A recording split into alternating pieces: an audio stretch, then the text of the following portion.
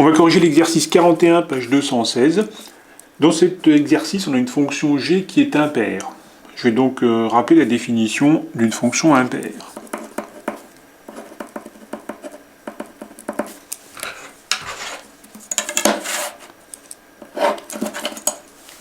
Dans la définition, la fonction, je ne vais pas l'appeler g, je vais l'appeler f. Soit f est une fonction définie sur R,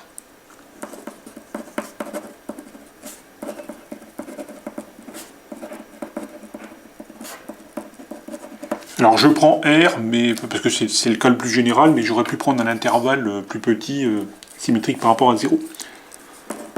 On dit que f est impair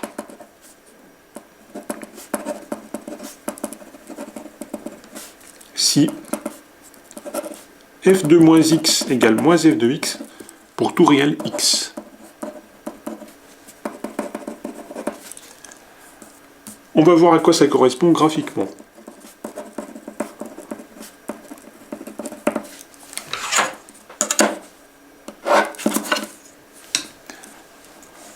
Je vais appeler C la courbe de f.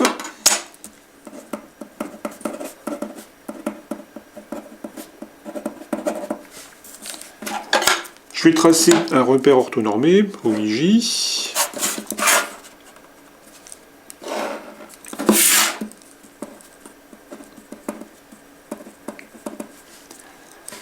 Et je vais prendre un point M quelconque sur la courbe C, soit M de coordonnées x, f de x, un point de C.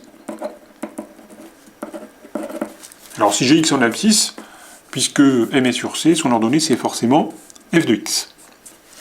Je vais placer le point M sur la figure, on va supposer qu'il est ici. Donc en abscisse j'ai x,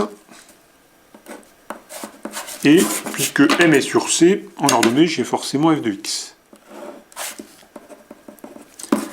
Et je vais m'intéresser au symétrique du point M par rapport au point O, c'est-à-dire l'origine du repère.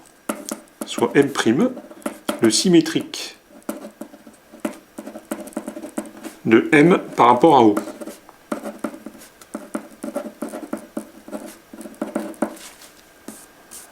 Alors je vais tracer le point M'. Alors le point M', c'est le symétrique de M par rapport à O. Donc il est de l'autre côté. Il est ici. Alors, je vais m'intéresser aux coordonnées du point M'.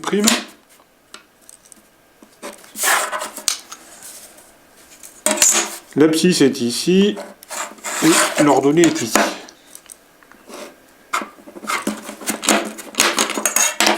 Alors, par symétrie, si j'ai x de ce côté-là, de l'autre côté, j'ai moins x. Et puis, si j'ai f de x de ce côté-là, de l'autre côté, j'ai moins f de x.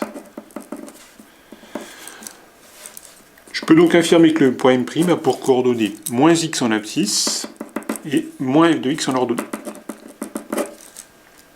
Or, la fonction f, elle est supposée impaire. Ça veut dire que moins f de x, c'est f de moins x. Donc le point M', il a pour coordonnées moins x, f de moins x.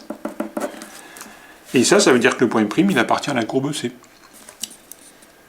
Donc M' appartient à C. Pourquoi? Parce que la courbe C, c'est l'ensemble des points M de coordonnées AF de A où A varie dans R. Donc si je pose A égale moins X, M' il a pour coordonnées AF de A. Et donc M' il appartient à la courbe. Donc finalement, si M appartient à C, alors son symétrique par rapport au point O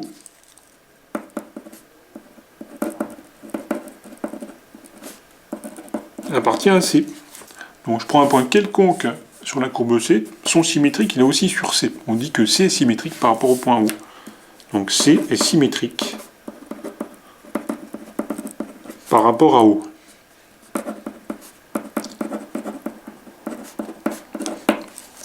C'est donc une propriété qu'il faut retenir. Si une fonction f est impaire, sa courbe est symétrique par rapport à O.